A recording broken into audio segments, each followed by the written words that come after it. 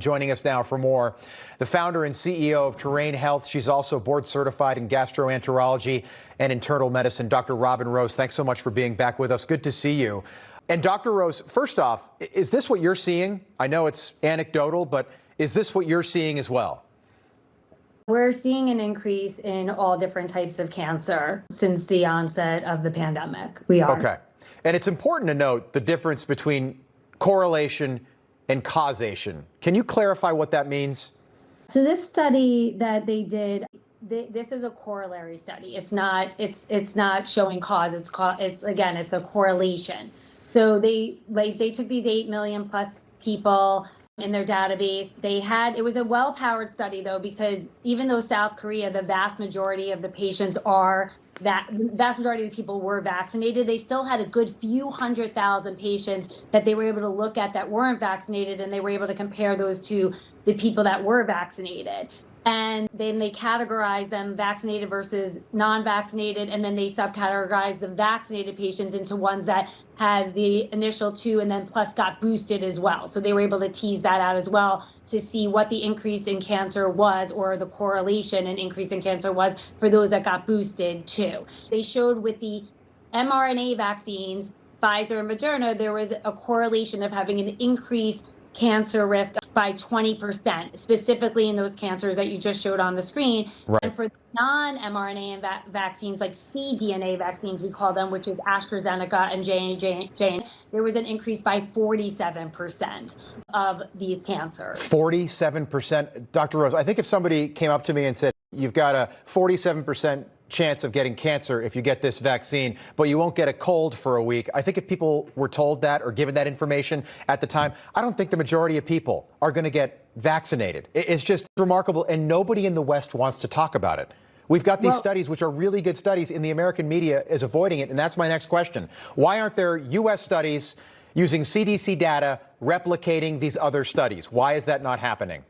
So I just want to go back and just emphasize, again, it's a correlation. It's not causation. So you have to tread a little lightly with the data that we're seeing. However, it still is a very big increase, right? That's a huge correlation to see, right? Because when you look at correlation studies, you don't even see what you're looking at won't even come close to these percentages that we see. So it is cause for concern, and we really do need to look at this closely. As far as the U.S. data, so we have the South Korean study. There was another study that came out earlier this year in July by the Italians that showed very similar data.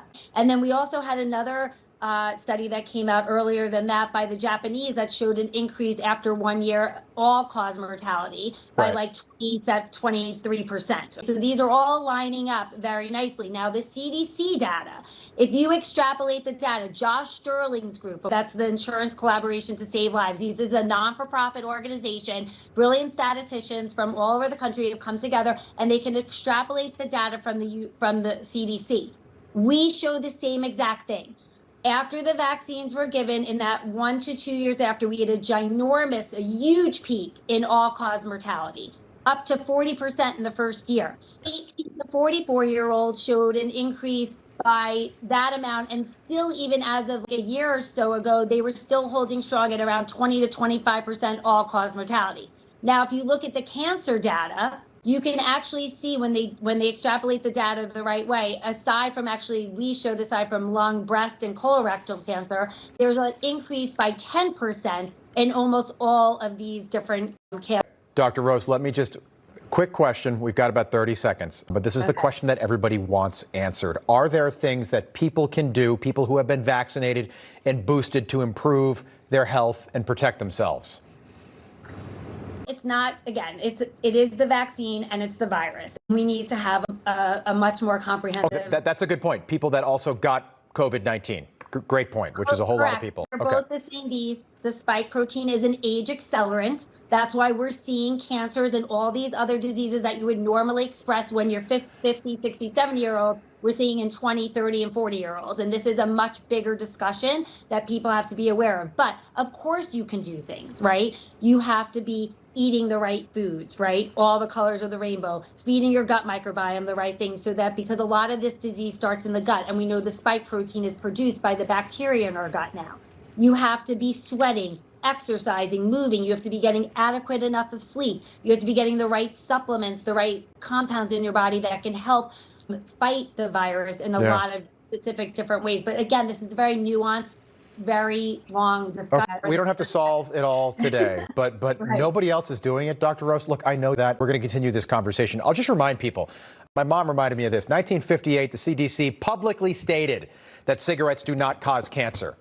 They didn't say that about these vaccines, but if they told us that they could be causing cancer, I guarantee you people would not be taking these vaccines. And there's a lot more spike protein in a lot of these vaccines than there was in just getting the virus. And I think a lot of people are scared. And that's why we're going to stay on this.